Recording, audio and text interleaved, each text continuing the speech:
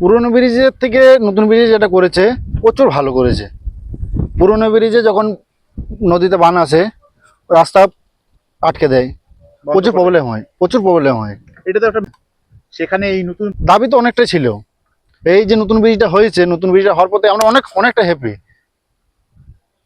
যে নতুন ব্রিজটা হয়েছে। তার জন্য মানে কোনো অসুবিধা নেই, বর্ষাতে আর কোনো অসুবিধা হবে না। অনেক উঁচু করে হয়েছে, অনেকটা উঁচু হয়েছে।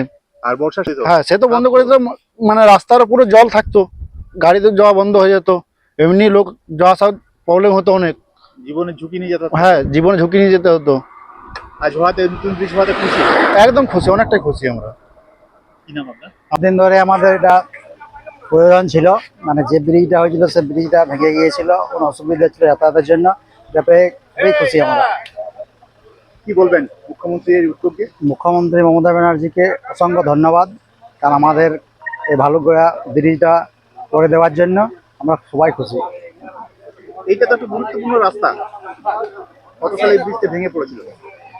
আজ থেকে মোটামুটি 2018-19-এ ভেঙে পড়েছিল, কিন্তু সেই ঝুঁকি নিয়ে যাতায়াত হচ্ছিল। বর্ষার সময় যাতায়াত বন্ধ করে বর্ষার সময় যাতায়াত বন্ধ হয়ে যাচ্ছিল, যখন এই জল ব্রিজের উপরে হয়ে যাচ্ছিল তখন যোগাযোগ বন্ধ হয়ে যাচ্ছিল। সেটা আমাদের মমতা ব্যানার্জি বুঝতে এবং জানতে পেরে পর নতুন ব্রিজ উদ্বোধন করেছে। এটা প্রায় 3,55,00,000 টাকা খরচা হয়েছে। 5 কিলোমিটার রাস্তা সহ ব্রিজটা খুব মজবুত হয়েছে এবং সুন্দর হয়েছে। বাঁকুড়া এবং পুরুলিয়ার যোগাযোগ ব্যবস্থাটা বাড়লো, সংযোগ ব্যবস্থাটা বাড়লো, কারণ যে ব্রিজটা ছিল সেটা ভেঙে যাবে, রিপেয়ারিং করে চলছিল, ওটা খুব দুর্ঘটনা ঘটার সম্ভাবনা আছে।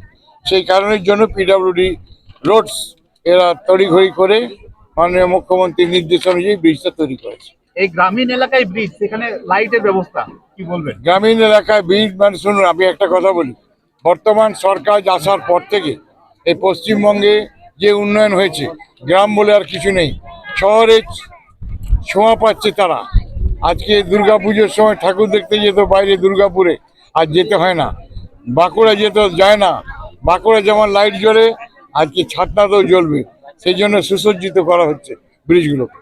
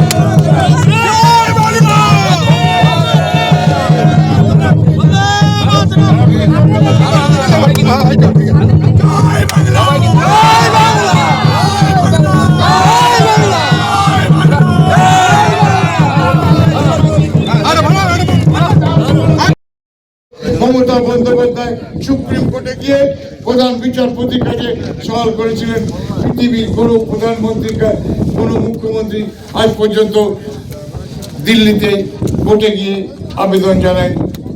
তার ফলস্বরূপ সমস্ত ডিস্ট্রিক্ট জাজরা জেলায় জেলায় নেমেছেন, সংশোধন করছেন।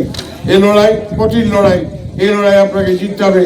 বাংলার মান, বাংলার মর্যাদা, বাংলার ইজ্জত রক্ষা করেছে ভারতবর্ষে জাতীয় কংগ্রেস এক সময়, তারপর তৃণমূল কংগ্রেস তৈরি হয়েছে, সেই সমস্ত লোকেরা যারা বিনয় বাদল দীনেশ, ক্ষুদিরাম বোস, নেতাজি সুভাষচন্দ্র বোস, রবীন্দ্রনাথ ঠাকুর, কাজী নজরুল ইসলাম এবং আমাদের তিলকা বাবারা এবং যারা সিধু কানু, যারা জমিদারদের বিরুদ্ধে লড়াই করে আদিবাসী আন্দোলন তৈরি করে ভারতবর্ষকে স্বাধীনতা এনে দিয়েছিল, তাদের সম্মান রক্ষার্থে মমতা বন্দ্যোপাধ্যায়কে চতুর্থবারের জন্য আমরা পশ্চিমবাংলার মুখ্যমন্ত্রী আবেদন জানিয়ে আপনাদের প্রত্যেককে ধন্যবাদ, নমস্কার, প্রণাম, সেলাম এবং জোহার জানিয়ে